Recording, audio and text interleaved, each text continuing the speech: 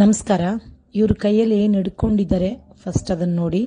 ಅದು ಯಾವುದ್ರ ಮೂಳೆ ಅನ್ನೋದು ಆಲೋಚನೆ ಮಾಡಿ. ನಿಮಗೆ ಗೊತ್ತು, ಇದನ್ನು ತಗೊಂಡೋಗಿ ಮನೆಯೆಲ್ಲ ಅಲಂಕಾರ ಮಾಡ್ತೀವಿ ನಾವು.